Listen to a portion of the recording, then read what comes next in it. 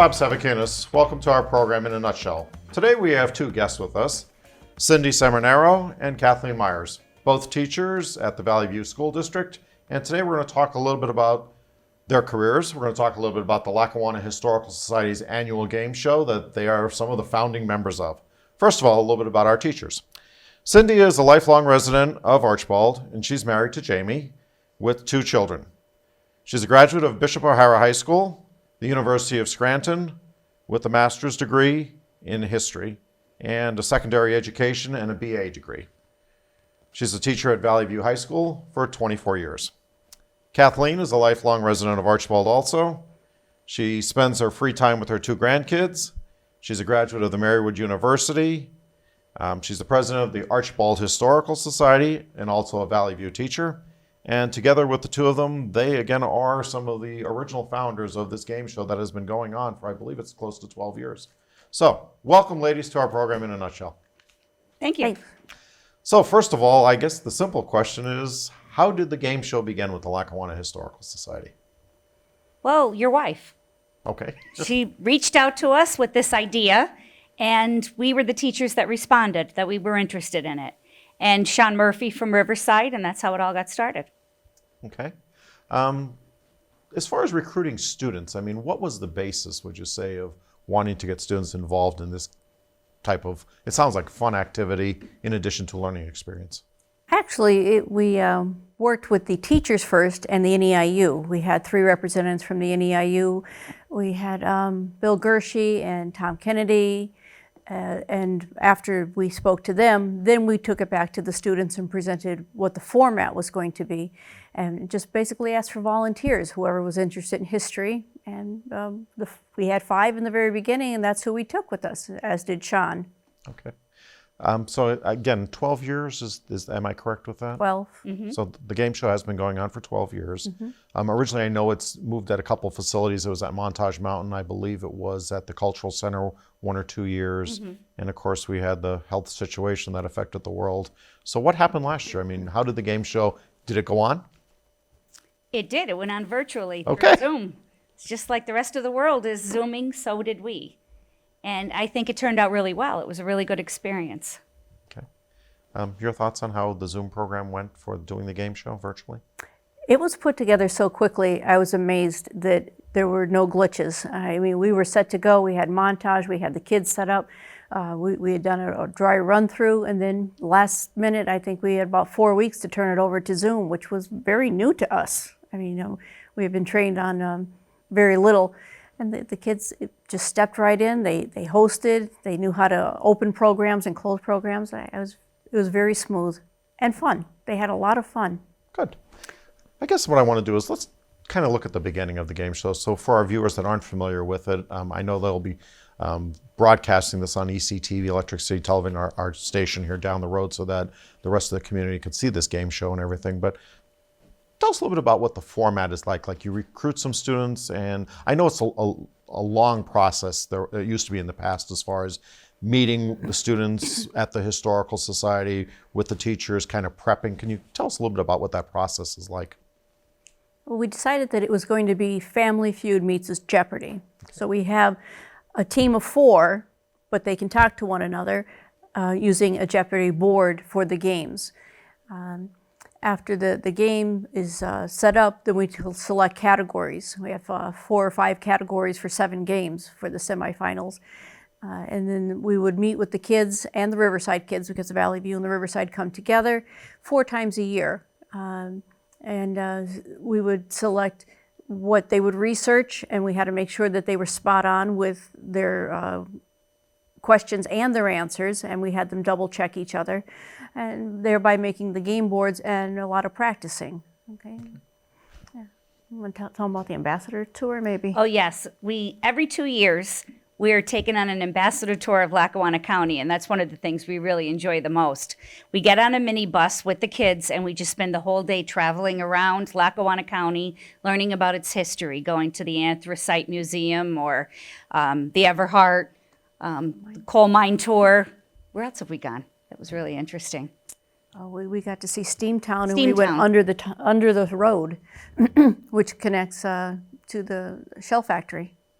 You both have to be very proud, though, of the students, in addition to the game show itself, on how it's evolved to have survived and continue on for 12 years now, and morphed into now, I guess, an online version of it, if you're virtual, if you want to call it that for now. But how do you feel with these students, like after you've spent time with them, got them acclimated to the game show, and just... I think we've took a rough count of 50 kids have come through Valley View, because we usually keep them for 2 years. We bring them in as juniors, they stay as seniors, and then we rotate them through, which is great because we get to see the questions through their viewpoint, and it's all new to them. So every year we get a fresh perspective. We get different categories, things that interest them. We may have sporting events one year, and the next year they want to do ones that are very unique to their town or where they grew up. So it's nice to see those. And we've kept in contact with these kids through social media. They stay telling us where they're going, and we're bringing back several of them to play this year.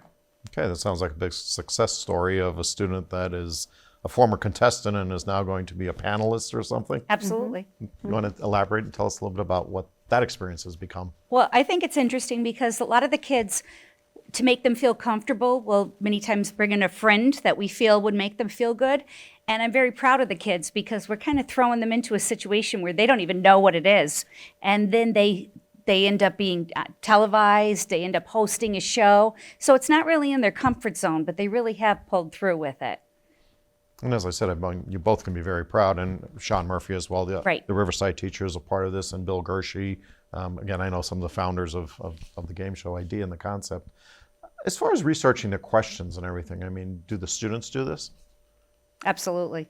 And that takes them out of their comfort zone because they immediately want to open their phone and look at Google and Wikipedia. Right. And Marianne has them in the archives, in the library at the Catlin House, and we're pulling out vertical files, we're pulling out phone books, yearbooks from past years, which takes them deeper and deeper into each subject than they thought they would ever go. Would you say pretty much the same dealings that you've had? Absolutely. They really do want to go on the internet, though. Right. And it's funny when they were there and they're like, well, I can't get the internet. And Marianne said, there really isn't an internet right now at the Lackawanna Historical Society. So they're uncomfortable about that in the beginning because that's the way they've been raised, to go to the internet first. So is this something that you see that it is a great way to establish an interest by young adults in local history, to make it kind of a fun activity as a game show or something? Just your thoughts on that? I think that was the objective in the beginning, was to connect high school students with local history and bring them together. And before we even had a concept of a game show, that was the main goal. And then as it morphed, we also added in the community. I can remember some of the early students, first couple of years, meeting the mayors and the past mayors of Scranton, and they were just glowing as they stood behind them and had their picture taken. They were like, I know who this person is. I researched this person, and they made them very happy. So the community aspect was an addition we weren't even thinking about in the beginning.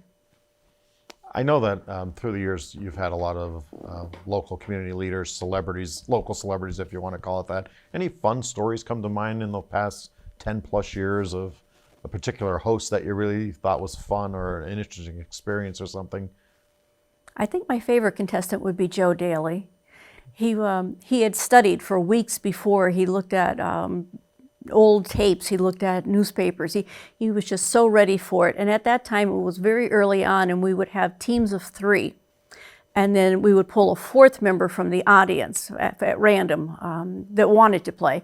And this woman came onto his team, and she was just there to have fun, and she was making up answers, and he was very serious about it, and he wanted to win. He just wanted to win in the worst way.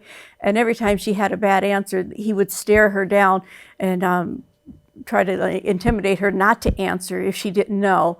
But she was having a good time, and it just turned out fine. I think they won, didn't they? Yes. In fact, I think they won with one of the winning questions ended up being a number question dealing with the school districts, right, in Lackawanna County. And of course, he was the superintendent, so it was perfect for him. But we had no idea when we wrote that question that he was even going to be a contestant on the show. Mm-hmm. And I think the questions is she flubbed, and whether it was purely accident or she just didn't recognize the picture, was who was this man? And it was Joe Biden. And she said Dan Quayle. She did. So mistakes are made. But Yeah. that's why this is a learning process for the students. As far as, again, just going back through the hosts and things like that, then any other stories that you'd care to share, or major contestants that have appeared through the years? Well, Senator Blake has appeared a lot as a contestant. He's always been very supportive of the show. And then we have our teams like the Riverside Wives, right? Yes. And they play against their husbands.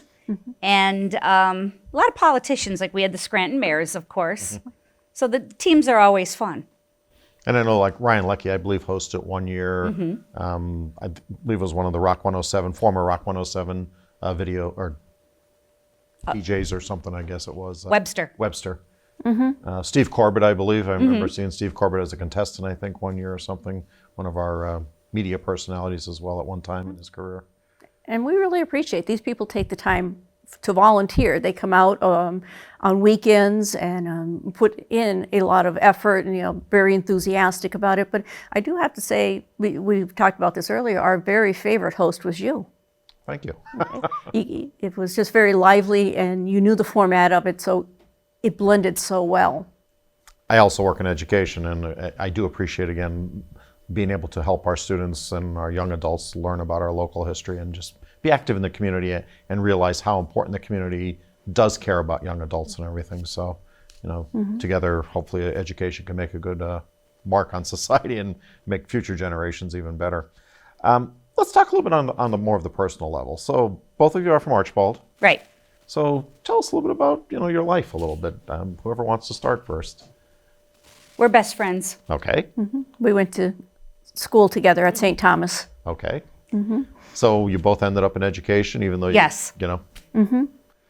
I moved away for a while, so with my father's job, so we were wherever Metropolitan was building.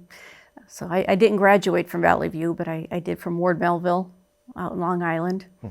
And then I was married when she was the U, and we just ended up together at Valley View. Yep. Okay. And together your professional relationship continues, your friendship and everything. And we realized we both love local history. Okay, let's talk about that. I understand there's an Archibald Historical Society, and one of you ladies is the president of that currently? Yes, one of us is. One of us is. So let's talk to the one who is the president. Yeah, we're a very small organization, and the Archibald Borough Building was nice enough to give us rooms through John Blake. When he left that office, they let us use theirs. So we have displays, we do research, we've been in contact with several families that wanted a little help with their genealogy, and they're talking back into the 1800s that they've gotten so far. And we do a lot through email, and I think 2 summers ago they came in to visit this one family, and they met from all over the country, and they met in Archibald to do their research. So it's how we can help out, we help out. Yeah. So it is important, again, to both of you and your families and your lives, the genealogical research, the history, and how important it is to continue sharing those traditions and making young adults be aware of it and everything. Right. So where do you see the game show going? Assuming maybe it returns back to an actual physical location or so, or do you see it continuing on in the virtual platform? Have the students and the guests become more adapted to it that way? Because it was kind of put together pretty quickly last year.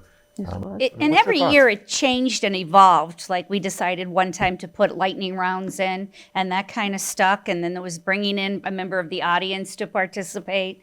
So it changes every year to try and make it more interesting. This year it just had to change more than usual. Right. So how do you feel the students? How do they feel about it being virtual the last year and now this year, the second year overall? Do they feel more comfortable? Because young adults are usually a lot more comfortable with technology than we are. But do you feel, or do you get the sense that they kind of miss being together, coming to the Historical Society, the Catlin House, researching, spending that time together? Or do you think the virtual version is better? I would like to do a blended part, just like we're doing a lot with our school board meetings, where we have it open to an audience and the kids do get to be, socially distanced, but together.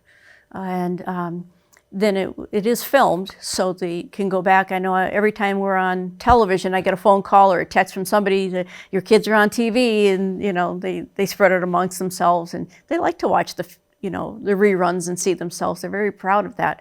So the recording is nice, but the being in person, they have to miss that. Right. The one interesting thing I thought about with it being virtual was I was listening to some of my phone messages that were on my phone today. I was trying to figure out what to delete. And one of the messages I came across was my father-in-law, who lives in Las Vegas. And he was able to actually watch the game show and see me on it because it was virtual.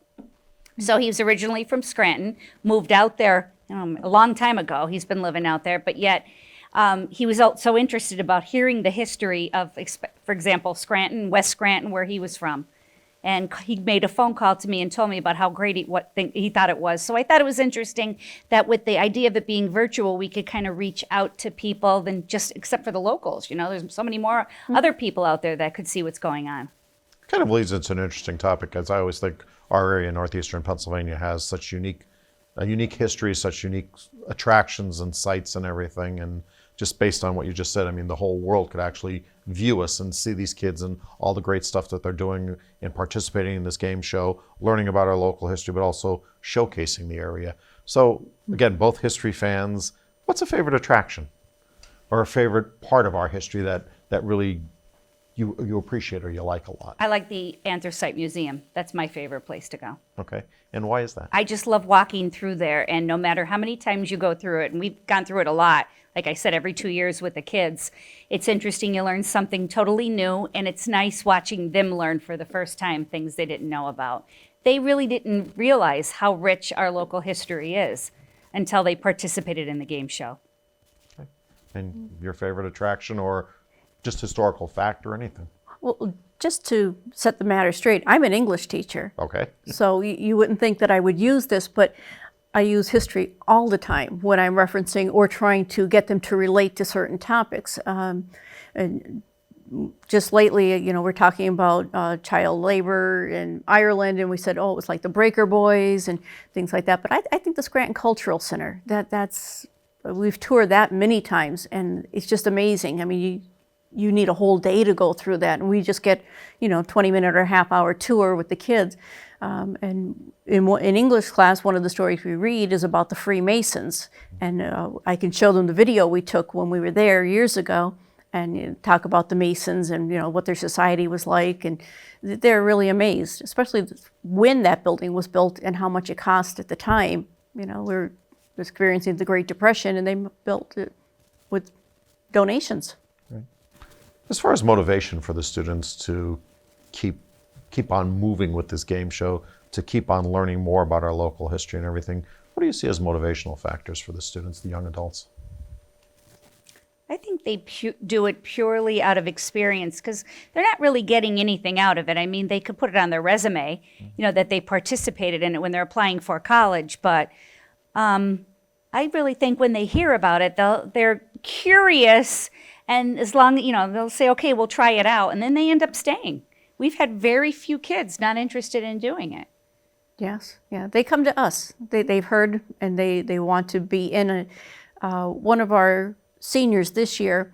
I spoke to her father, and he said that when filling out college applications, everybody puts down the same clubs. We're in this club and that club, and some are unique to our school but not universally known. And he said under community service, this is what she put down. This was, where she worked in the community and, talked to other people. So he felt that was a big plus on her application process. So we're talking about the idea of motivation. So we have the motivation for the students. How do we motivate the community to support the game show, to support our local historical societies, how to support our historical attractions, motivate people to want to learn more about their history? How do we do that?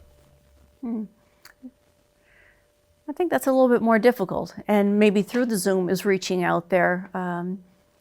Sometimes our audiences are larger than other times.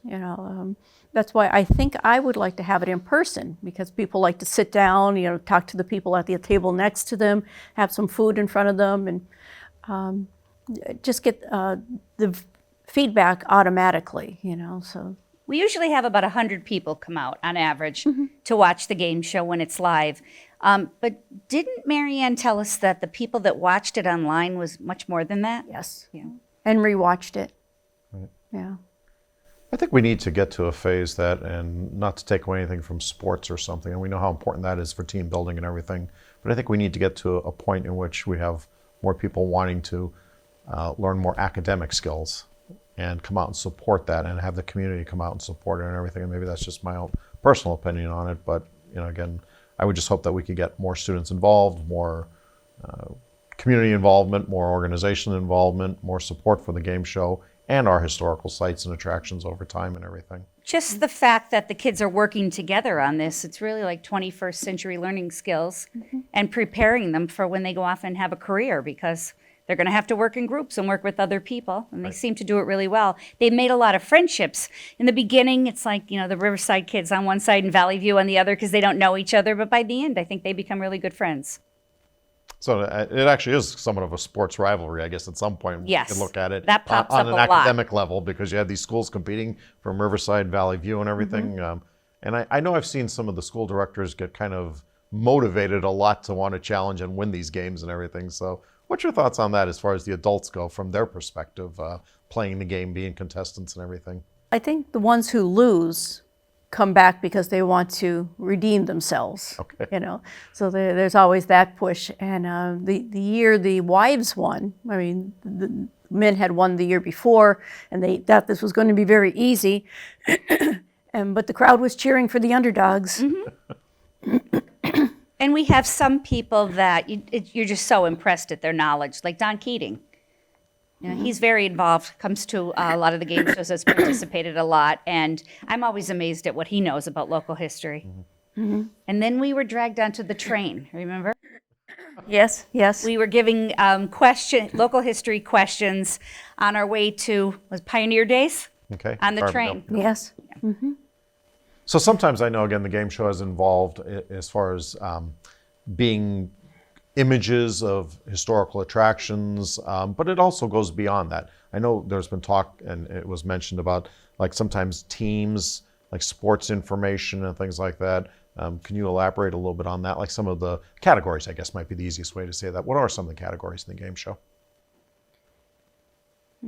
Well, I think about when we say history, people are automatically going to think ancient history. It's got to be a black and white photo, but history is happening every day. Yesterday is history. So we can take things that are still current and that are the kids witnessed in their own lifetime, and that becomes exciting to them. We've had department stores that once were, or restaurants that once were, and then we could do places that have changed throughout history, like maybe are no longer standing, and the kids are saying, wow, what was there before that happened, and some of these things, are so new to us that we're surprised that the kids don't remember them. Right. Like Steamtown, they think the Steamtown Mall was always there, and it wasn't. What other categories you think? I like architecture. That's one of my favorites. Yeah. The different buildings and some of the interesting things that you'd find in the buildings in Lackawanna County. We always have this little tricky spin on categories. Like one year we used movies, names of movies as categories. And so it gave you a little bit of a hint of what you were going to get in that category. We did, what else? Songs. TV TV shows. Yeah. Where in the category was named Star Wars, and you're thinking, what does Star Wars have to do with Scranton? Right. And really we were talking about some of our famous people who either worked at NASA or actually went up in one of the space shuttles. So, they reached to the stars. Right. So they didn't know what they were getting into, and they chose the category and then, threw them off a little bit. I do know sometimes those questions get to be a lot more difficult as time goes along. Like the early points, 10 points or something, is maybe a little more simpler. And then, of course, when you get up to the higher category, those questions get a lot more difficult. Well, we learned after the first year that there are people that know a lot about local history here, so we had to get a little tougher Right.